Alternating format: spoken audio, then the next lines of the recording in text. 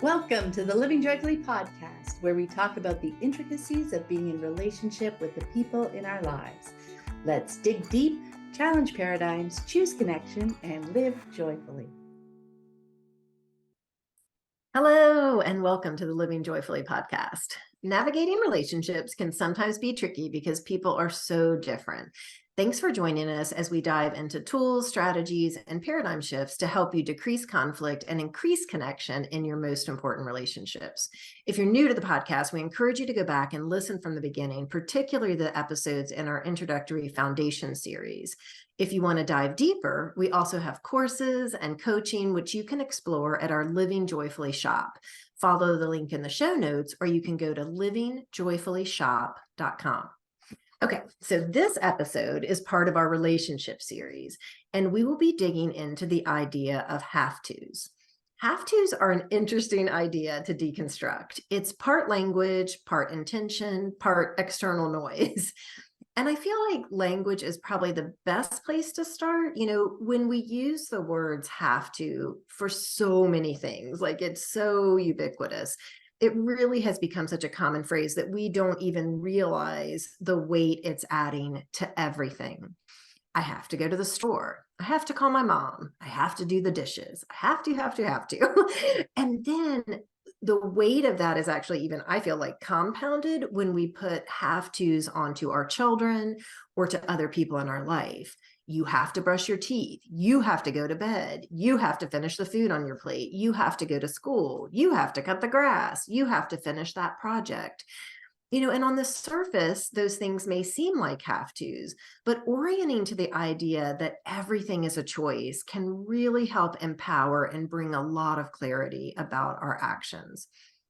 We're going to dive more into that in a minute, but bringing some intentionality to our language can really change the energy, and understanding the why behind the things we're viewing as have to gets us to the root of what's going on and is often where the choice lies. Oh, yes. I think intentionality can make all the difference in how it feels to do so many things. I think the phrase have to is often used as a shortcut, so skipping right past the intention and into expectation. So the language that we use, both when we're speaking to others and when we're speaking to ourselves, can make a huge difference in the energy with which we approach the task at hand. So when I notice myself saying, I have to do X, I notice that it often feels like a weight, and I immediately start to feel some resistance to doing that thing that I need to overcome before I can even get started, because apparently I don't like being told what to do. So to play with that, I just try to change up my language, maybe saying something like, I want to do X, and just see how that feels. Sometimes my first reaction is, no, I do not want to do that, but I can still stay with that for a moment. I might ask myself, why might I want to do that? So exploring those reasons can help me move from those expectations back to my intentions. I suspect there were originally some reasons that made sense to me that shifted my language into that shortcut realm of have to, and rediscovering those can help me lean back into, oh yeah, that's why I want to do X. So the language we use, both with ourselves and others, can just be so helpful in more gracefully navigating the ins and outs of our day. I mean, that shortcut, you think, oh, that's going to save me time. I'm going to be more efficient. But eventually we kind of forget about the intention that was behind it, and that can drag it out. It's definitely worth exploring. It starts to carry as a weight. I think that's where the weight comes, because it's like suddenly we're like, we've got all these have tos. Like, where is this coming from? What's happening? We really have lost sight of why we're there and why we wanted to be there and what was the whole purpose in the beginning. And right, I just feel like language makes such a difference with that. And, I will say that I know saying everything is a choice is something that can sometimes raise hackles for people. Because I've been saying this for a very long time. But as soon as you start to break things down. The choice is more evident, and it's often rooted in the why, why we want to do something. I don't have to brush my teeth, but I do because it helps them to remain clean and healthy. It's not the only way, it's one way. And once I understand that, I can make an active choice about how I want to address my why, my need for clean and healthy teeth. Then I'm in control. It's not happening to me. I've regained my agency. And as humans of any age, we want agency over our lives. And yes, this applies to children as well. So taking that time to find the choice with our children paves the path for learning, growth, and empowerment. They don't have to go to bed. They might want to if they need to be up early the next day, or they might not. They might be fine with a couple nights of getting less sleep, and then they may want to sleep in longer, the next night. They might try it and learn that it didn't feel good the next day, and they tease out what works for them. But the learning in that is so much more robust than being told what to do, where what we're learning at that point is that they have no agency and are supposed to do what someone else thinks they should do. And when we walk that out just a tiny bit, we can see what a slippery slope that is, disconnecting them from that understanding. And we'll talk more about autonomy in our next episode, but I just wanted to plant that little seed for now. The important piece I think to consider today is, what does it feel like to realize that everything is a choice? What I know for myself is that as soon as I think something isn't a choice, I need to stop. I need to take a breath and get back to my why, because there is a reason I'm doing whatever task is at hand. It serves some purpose in a bigger picture. And as soon as I can identify my why, I can start to see the choices. So I can stare at a full sink of dirty dishes and think, I've got to clean these dishes. But the reality of it is I don't. I could go out to dinner, we could use paper plates. I can throw all the dishes away. And while I might not do that, sometimes it's helpful to take it to the extreme, because again, it highlights the choice. Then if I do the dishes, I know that I've decided it's the choice that best serves me in that moment. And so even if we look at jobs, because this one will come up a lot, well, the jobs are important. They are. If my job is feeling like a have to, though, I really want to examine what's going on, because of course I can quit. There will be consequences to that, but I don't have to go to work. And if we look on the smaller scale, let's say I don't have to go to work that particular day. If I was sick or there was an accident, I wouldn't be there and the world wouldn't end. If I find that I'm feeling bad, I would say like as an ongoing pattern, then I want to look at the bigger picture to find my choice and my why again.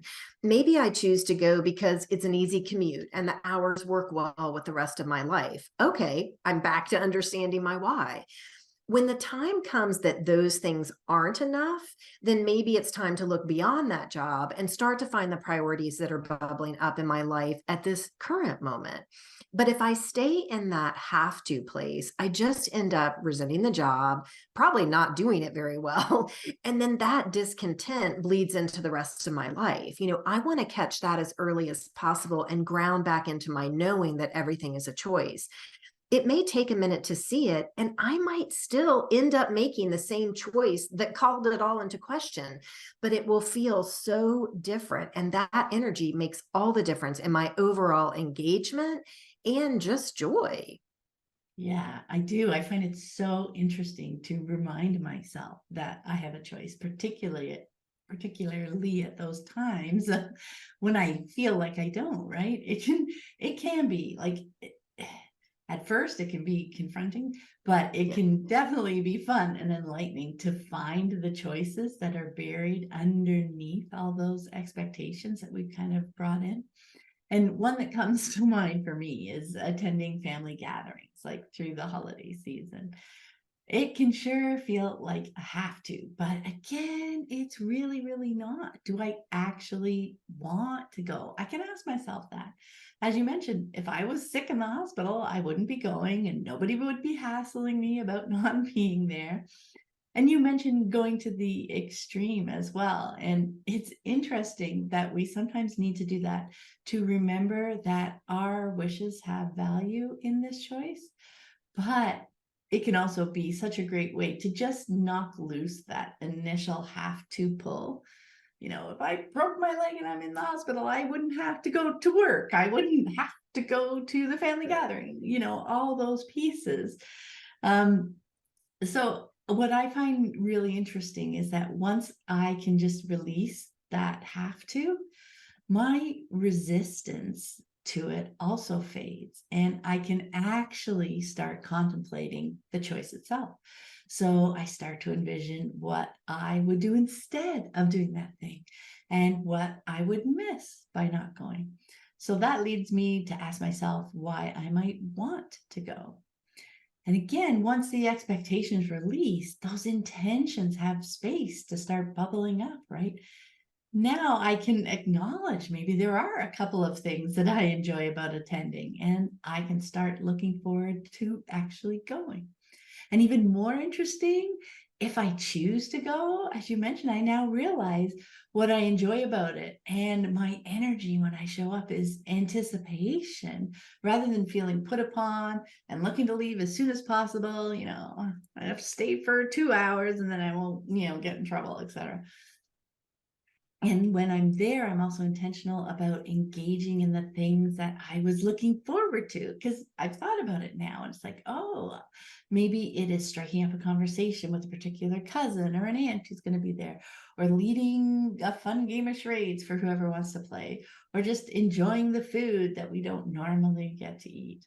So I can soak in the pieces that fill me up, enjoying the whole experience much more than if I just showed up because I have to. There's another tick box that I filled. So even if I do that expected thing, my experience can be very different just because I remembered that it was my choice to go, right? Right. Oh my God. I love that example because I'm sure it's one that many of us can identify and have faced probably at some point over our lifetime. And understanding our choice and operating from that place really does allow us to move through a holiday season with intention, more joy. We aren't being dragged around and controlled by have tos. We're choosing with intention, and that energy changes everything. And I think it helps to realize that so often, these have tos are actually external voices, weighing in with agendas or prescriptions, and those voices tend to champion kind of a singular path.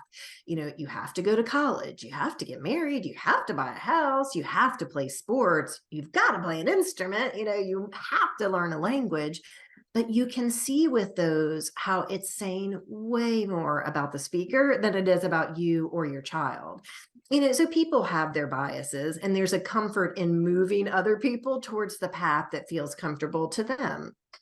I'm sure I've been guilty of it too, but like we've been talking about since the beginning, people are so different, and there are so many different paths to learning and growth and for just being a human. Being aware of where the voices are coming from gives us so much information. We can start to see that it is more about the other person, and perhaps it's something that they want in their life. And then we have a choice if we want to take that on as our own, or if our inner voice is leading us in another direction. And I have found 9 times out of 10, have tos are coming from these external sources.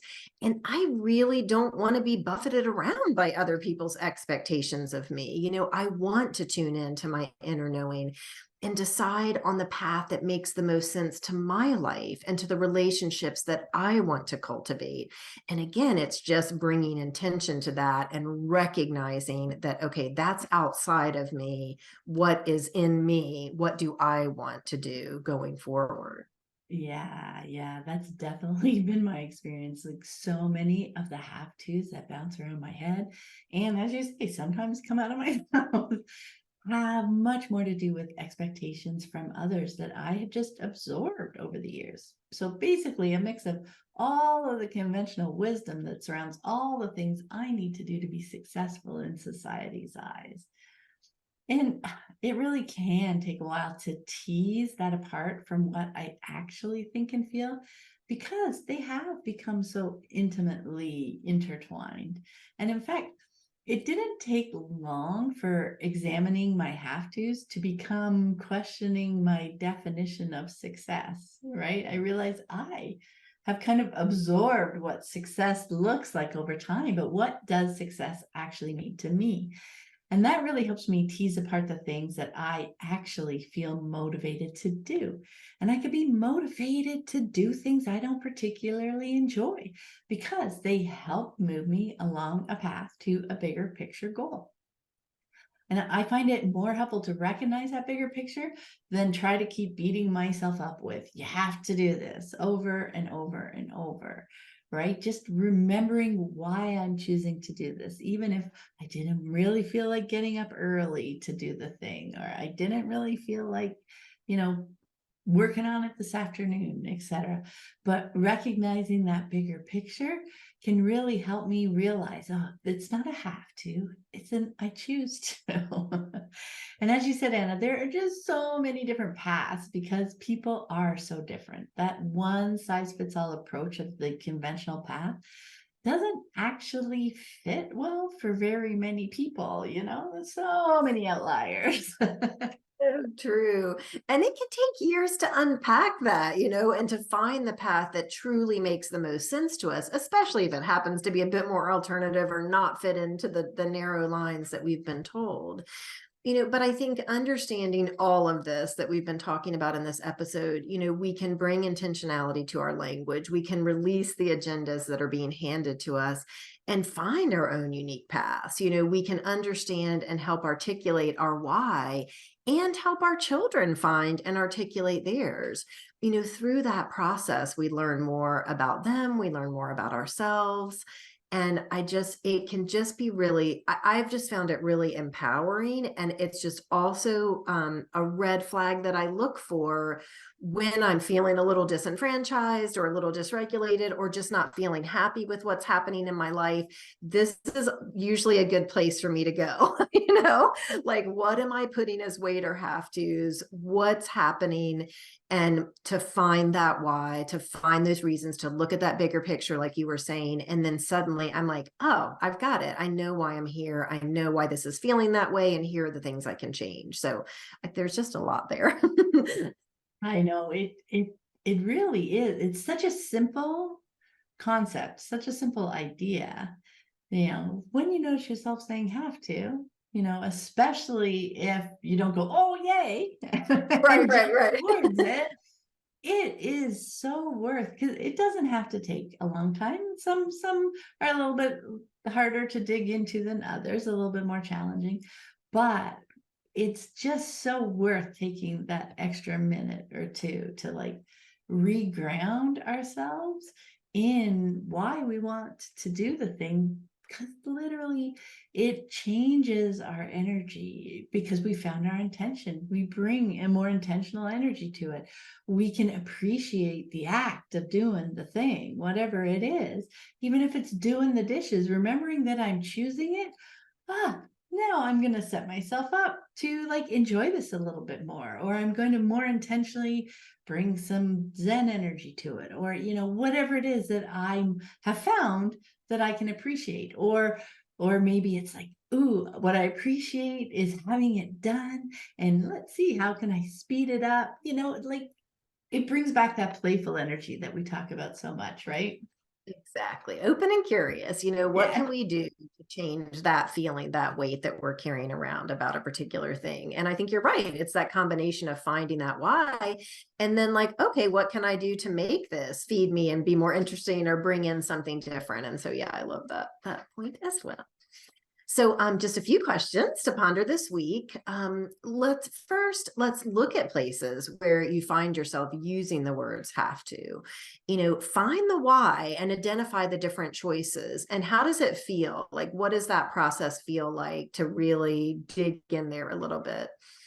And second, so look for areas where maybe you're telling other people in your life that they have to do something. Look at, kind of step back a bit and look at how is that impacting your connection, maybe initiate a conversation with them to understand their why, to talk about your why, and see if that changes the energy around the request in general. And then I would just say, let's use the lens of everything being a choice. Even if your hackles were raised when you heard it at first, just bring it in and see how it feels this week, and just see if you notice any shifts, or if you recognize the resistance, and then kind of look at that. Because again, when I'm feeling like I don't have a choice, that is my red flag to like, whoa, I want to understand where that's coming from and look at what can I do? What can I do to release some of that weight? I really do find that is such a fun question. Like to even just say, what if I didn't do that? Right. What would happen? It is really interesting because so often we've got that weight of, oh, there'd be so much trouble, and Right. the excellent, all these people would be mad at me. Or, yeah. Yeah. And it's so interesting to just contemplate, because then even if you're sure you would never not do the thing, it's that shift to realizing, but it's a choice. Everything Right. is a choice, right? Right. I absolutely want to do it because this is what feels best to me. And then, oh my gosh, it's just so different to just go, I want to do this, And so, right. I just find it such a valuable process. So curious how that lands for everyone, and what kind of uncover over the next week. But anyway, thank you so much for listening, and we will see you next time. Take care. Thanks so much for listening. We really appreciate you being here with us as we explore ways to improve our relationships and understand ourselves better. You can find us on Instagram at Living Joyfully Podcast, and join us again next time as we dig deep, challenge paradigms, choose connection, and live joyfully.